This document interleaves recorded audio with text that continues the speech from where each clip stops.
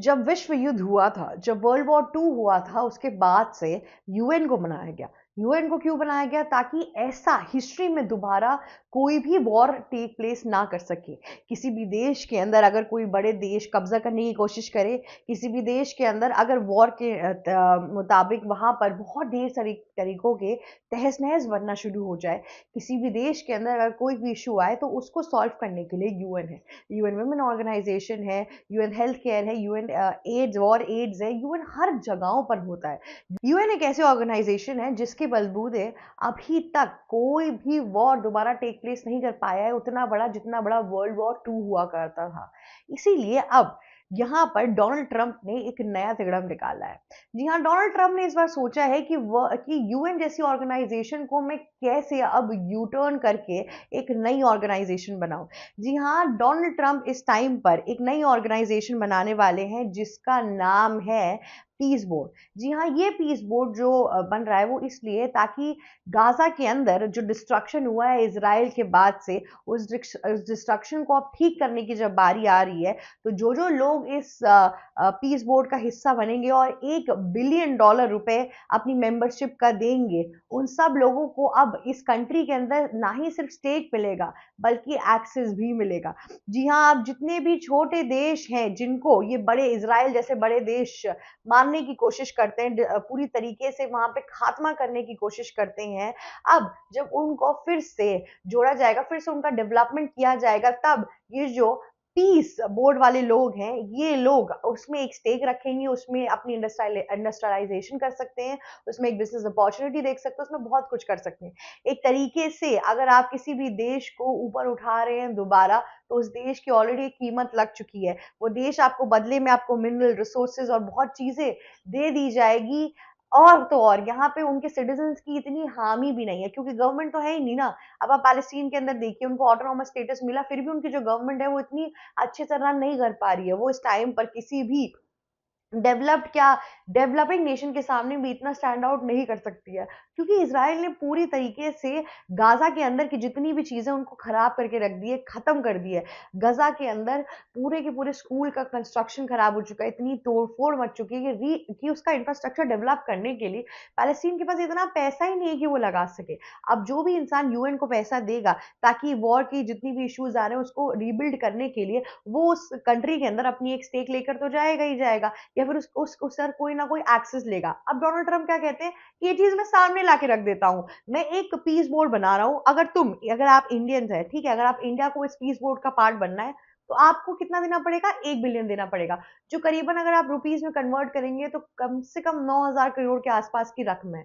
अब आपने यहाँ पे पैसे दे दिए, अब आप क्या हो गया, आप बोर्ड ऑफ मेंबर्स के अंदर आ गए। अब आप मेंबर के अंदर आ गए, अब गाजा सिटी के अंदर जो भी डेवलपमेंट हो रहा है उसमें आपके पैसे तो लग ही रहे, साथ ही साथ उस कंट्री के अंदर जो पॉलिटिक्स होगा, जो चीजें होंगी, वो भी आपके हाथों में होगी। एक तरीके से इतना ही नहीं, उस कंट्री के अंदर आपका एक स्टेक भी मिलेगा, उस कंट्री के अंदर आप अपना दोबारा से डेवलपमेंट जो करा रहे हैं उसमें इंडिया का कोई पोर्ट खोल सकते हैं, इंडिया की कोई चीजें खोल सकते हैं, तो आपको ये एक्सेस मिलेगा। अब आप देखिए इसमें कितना बड़ा घाटा होने वाला है। देखिए ये सब चीजें होती तो थी, इसमें कोई झूठ नहीं है जो डोनाल्ड ट्रंप ने सामने ला के रखा है। पहले यूएन में जितने लोग पैसे डालते थे वो बिजनेसमैन अपना फायदा देखते थे और अलग अलग तरीकों से अपना फायदा निकालते थे। अब यूएस प्रेसिडेंट डोनाल्ड ट्रंप ने वो चीज सामने ला के रख दी है। पर अब आप समझ रहे हैं कि जो UN AIDS, UN protection, UN women protection, UN child कहते हैं प्रोटेक्शन, ये सब चीजें जितनी भी चीजें थी जो हमें फ्री में मिल रही थी, अब कोई ना कोई कंट्री जब पैसा लगाएगी इस पीस बोर्ड के अंदर, तब जाके आपको मिलेगी। अगर इस पूरे पीस बोर्ड के जितने भी जो एक तरीके से फीचर्स है, अगर उसने कहीं यूएन को नीचे गिरा के ऊपर चढ़ने की कोशिश की, तब भी एक इशू आने वाली है। और इन सारे इशू से अब लोग डर रहे हैं। यूएस प्रेसिडेंट डोनाल्ड ट्रंप जिस तरीके की इस टाइम पे इश्यूज लेकर आ रहे हैं, जिस तरीके से वो टैरिफ वॉर कर रहे हैं, जिस तरीके से वो अलग अलग चीजें कर रहे हैं, उससे लोग अब डर चुके हैं। अब देखिए जो पीस बोर्ड है इसमें यूएस तो आ ही जाएगा, इसमें फिर इसराइल आएगा, इसमें यूरोपियन यूनियंस भी आएंगे, ठीक है, अब ये आ गया। अब इसमें एक और डिसएडवांटेज बताऊं आपको, यहाँ पर चाइना और रशिया एंटर नहीं करेंगे। अगर चाइना और रशिया इसलिए नहीं एंटर करेंगे क्योंकि इसका ऑलमोस्ट बोर्ड ऑफ डायरेक्टर्स में होंगे, वो उसमें यूएस भी होगा और प्रेसिडेंट डोनाल्ड ट्रंप उसको हेड करेंगे। ये तो बात सच है क्योंकि वही प्रपोज कर रहे हैं और यूएस हमेशा से सबसे ज्यादा पैसा देता है। अब अगर आप नेटो के अंदर भी देख लोगे तो यूएस की जो मनी है वो सबसे ज्यादा जाती है नेटो के अंदर। तो यूएस कहता है जब नेटो मैं ही चला रहा हूँ तो फिर मैं कहते हैं अपने हिसाब से चीजों को करूंगा, मुझे जो सही लग रहा है वो मैं करूंगा, तुम कौन होते हो मुझे बोलने वाले। और इतने टाइम से वो यही चीज बोल रहे हैं यूरोपियन यूनियन को कि तुम भी पैसा लगाओ। और भी वेस्टर्न ऑर्गेनाइजेशन है, तुर्की वगैरह जो लोग नेटो का पार्ट है, उन लोगों को बोला जा रहा है कि तुम क्यों नहीं पैसा लगा रहे हो, तुम कम लगा रहे हो। जो जो जितना कम पैसा कम लगा रहा है उतनी उसकी से नीचे गिरती जा रही है। डोनाल्ड ट्रंप ने हर चीज मॉनेटरी टर्म्स पे लाके रख दी है। आए भी क्यों ना, क्योंकि ये बहुत बड़े बिजनेसमैन भी तो है, उनका दिमाग अब जो इंसानियत है, जो एक डेवलप नेशन होने की खातिर जो डेवलपिंग नेशंस का जो हित सोचने का था उसको हटा दिया है। वो कट्टरवादिता पे आ चुके हैं, वो एक बहुत ही कट्टरवादी कैपिटलिस्ट अप्रोच के अंदर एंटर कर चुके हैं। और जिसके बाद से हम देखने को मिल रहा है कि ये सब चीजें इस टाइम पर हो रही हैं। अब देखिए, अब वो हेड करेंगे तो मैं आपको क्या बता रही थी, फिर से वापस चलते हैं। रशिया और चाइना इसके अंदर का पार्ट नहीं बनेंगे। रशिया और चाइना इसके अंदर का नहीं पार्ट बनेंगे तो वो भी ऐसा कुछ ऑर्गेनाइजेशन बनाएंगे। इसके बीच में इंडिया कहाँ जाएगा? इंडिया की तो फिर से पिसेगी। अब इंडिया को एक साइड चूज करना पड़ेगा। ऐसे तो इंडिया हमेशा यही कहता है कि मैं मल्टीपोलरिज्म में बिलीव करता हूँ, ऐसा कुछ नहीं करूंगा ये वो। लेकिन जब वॉर की सिचुएशन आएगी, डिफेंस टाइप की सिचुएशन आएगी, तो आपको एक चीज तो चूज करनी पड़ेगी ना।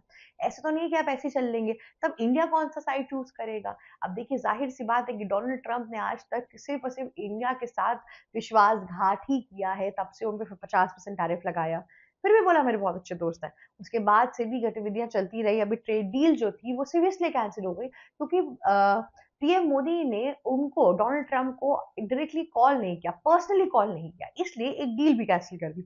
और वो डील किसको दे दी? वियतनाम के साथ। वियतनाम के तो उनके इतने अच्छे रिलेशन भी अलग से नहीं है, और उनको दे दी। ठीक है, अब इसे साइड कर लीजिए। अब यहाँ पे क्या होगा, कॉन्फ्लिक्ट वाली सिचुएशन होती जाएगी। और आप समझ रहे हैं कि ये प्लान ना नया नहीं है। यूएस प्रेसिडेंट डोनाल्ड ट्रंप का और Israeli prime minister Benjamin Netanyahu का बहुत पहले से ये प्लान था कि कैसे गजा सिटी पे कब्जा कर ले, कैसे उस सिटी को फिर से नया तरीके से डेवलप करके पूरा इंडस्ट्रियलाइजेशन में डाल दिया जाए, कैसे उस आइलैंड को पूरी तरीके से अपने कब्जे में ला दिया जाए, काट कैसे उस जगह को पूरी तरीके से अपने कब्जे में ला दिया जाए।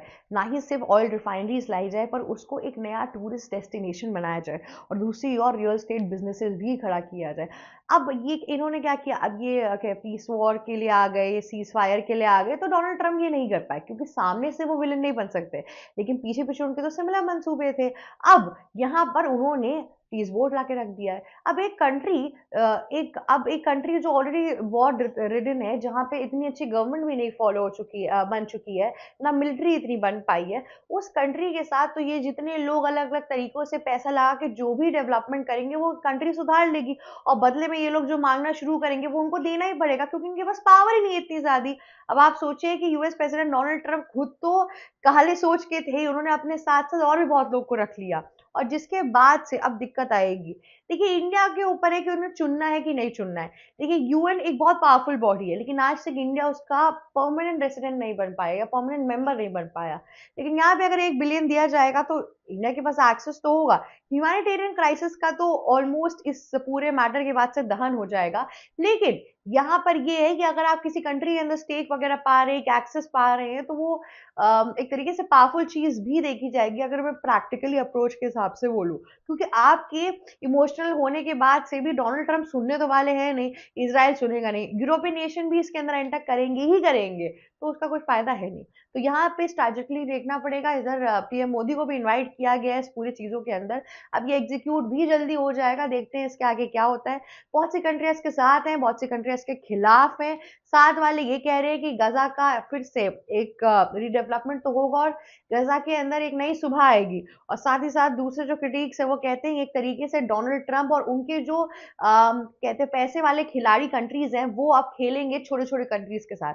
देखिए, ये जो पूरी डील है ना, इसके अंदर सिर्फ और सिर्फ जिन लोगों के पास पैसा है उनका फायदा है। आपके पास पैसा नहीं है तो आपकी कोई भी यहाँ पे स्टेटस नहीं है। ये चीज बहुत क्लियर हो चुकी है। कितने टाइम तक आप 9,000 करोड़ देते रहेंगे अपने मेंबरशिप के लिए, और मेंबरशिप की टाइमलाइन भी इतनी कम है। तो इसीलिए यहाँ पे ये देखना बहुत इंपॉर्टेंट है कि क्या और कैसे होने वाला है। और डोनाल्ड ट्रंप अगर इसी तरीके से चलते रह गए ना, तो एंड में मुझे लगता है सिर्फ यूएस और इजरायली बचा रह जाएगा, और सारे देशों के अंदर कहीं ना कहीं से झगड़ा लगाने की कोशिश करेगा, क्योंकि ऑलमोस्ट इन लोगों ने करना शुरू ही कर दिया है। इतनी इतनी कंट्रीज एक साथ देने की कोशिश कर रहे हैं। अब देखिए, डोनाल्ड ट्रंप का जो मंसूबा था गज़ा के लिए, वो उन्होंने वो पूरा करने की कोशिश करेंगे इसके थ्रू। अब डोनाल्ड ट्रंप के पास ऐसी बहुत छोटी-छोटी कंट्रीज़ हैं, तो वेनेजुला है, ग्रीनलैंड है, क्यूबा है, अगर इन सब पे कब्ज़ा करते रह गए और धीरे-धीरे इन पर भी वॉर हुई, रिवैम्प हुआ ये सब कुछ, और फिर इन सब चीज़ों में फ़ायदा उनका ही है। बाकी इनसे ये सारी जो छोटी-छोटी कंट्रीज़ हैं, ये जो कहते हैं पैसे देकर ऑयल देती थी, पैसे देकर अपने रिसोर्सेज़ देती थी, अब आपको पैसे देना ही नहीं पड़ेगा, फ्री में लेके जाओगे। तो ये सब जो कहते हैं प्रॉब्लम्स आ रही हैं, ये सब जो तरीके जो डोनाल्ड ट्रम्प यहाँ पे अपनी चालाकी दिखा रही है, दुनिया को समझ में तो आ ही रही है, पर उनको रोकने के लिए यहाँ पे इंडिया को एक फर्म स्टेप लेना ही पड़ेगा, वरना डिस्ट्रक्शन ही डिस्ट्रक्शन होगा। खैर आज के लिए बस इतना ही। आशा करती हूँ आपको मेरी जियोपॉलिटिकल रिपोर्टिंग अच्छी लगी होगी, और अगर आपको ये वीडियो अच्छी लगी तो प्लीज़ लाइक, शेयर, सब्सक्राइब और कमेंट करना मत भूलिएगा। जाते-जाते बेल आइकन भी हिट कर दीजिएगा। Thank you so much for watching us.